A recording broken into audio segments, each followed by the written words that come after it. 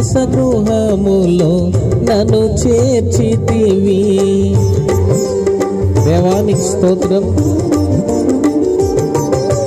నా తల్లి గర్భమునే నన్ను కోరితివి, విశ్వాస గృహములో నన్ను చేర్చితివి. అమృత జలమైన నీ నోటి మాటలతో నిఖిల జగతికి నన్ను పంపినావు. ప్రకటింపని చరితము నా జన్మ నిజ ఫలితము. ప్రకటింపని చరితము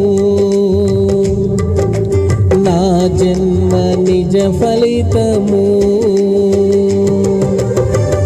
నాలో ఏమి చూచి నీవు ఇంత ప్రేమ